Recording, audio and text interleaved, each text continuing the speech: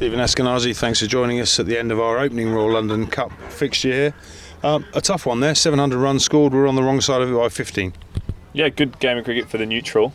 Some high quality cricket played on both sides, some really good individual performances and two teams that I guess threw punches, over the course of the 100 overs there. So yeah, disappointing obviously to come out on the wrong side of things, but for 90% of that game we played really nicely.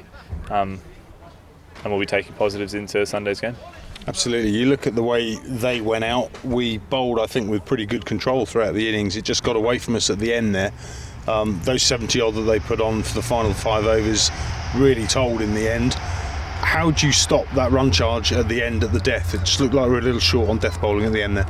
Yeah, it's phenomenally difficult. And if you think about our white ball death bowlers at this club, it's Tom Helm, Toby Rowland Jones who aren't here. So it's an opportunity and an increase in responsibility for some of these young guys, something that they need to relish and they need to enjoy. Now, if you come in and bowl in the last 10 overs of any one-day game, you have to be at peace with the fact that it's going to go wrong.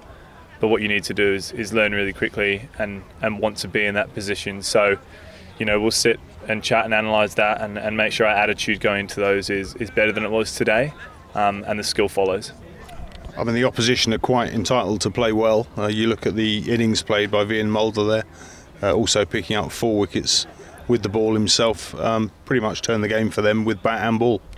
Yeah, it's an interesting one. He did play well, but outside of that last over, I thought he probably kept us in the game a little bit there, funnily enough. And if we had chased that down in the 47th, people might have thought that they could have been a little bit more intense, but saying that, they did lose wickets too. His bowling was exceptional. He summed up conditions really well. He bowled wicket to wicket on, a reasonably tasty wicket at times with some inconsistent bounce. So he's an international overseas player doing what these guys are paid to do, come in and win matches for their team.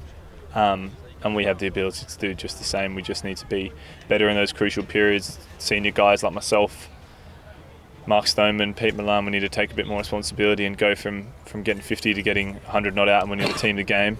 But it's not panic stations. Another 50 there for Pete, as you mentioned, another 50 for yourself.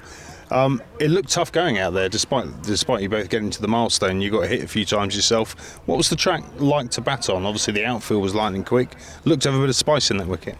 Yeah, exactly. The outfield here can play its part in making people think it's just an absolute belter and easy to bat. But if you get a big score here, it's quite often that you've batted really well, because it's a really tricky wicket. If you bowl straight, there's inconsistent bounce.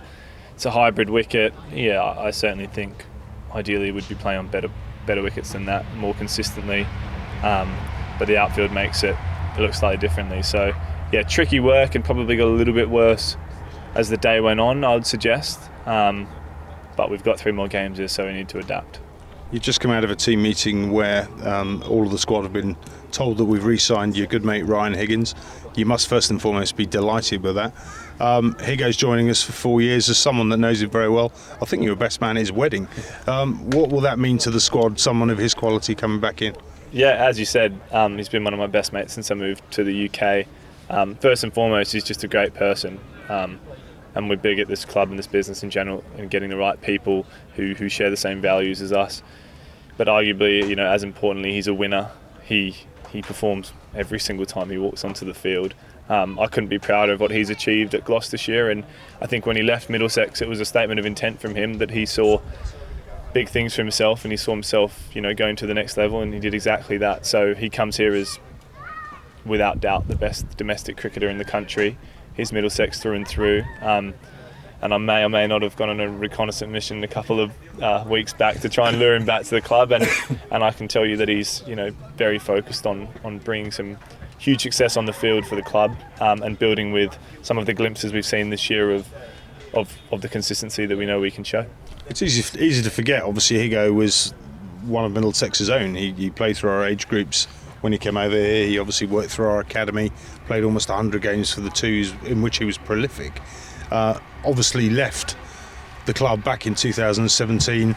I think at that point the club probably weren't able to give him the cricket he wanted, but that's probably a measure of the man, that he had that ambition at that young age to actually feel like he warranted a place. Yeah, exactly. And I was asked just previously if I was surprised at what he's been able to do at Gloucestershire, and the simple answer is absolutely not. If you go into the Radlett dressing room, you see how many times his name is on that honours board for hundreds, double hundreds, triple hundreds, and fifers. In good standard second team cricket as a young player, we always knew he was going to do that.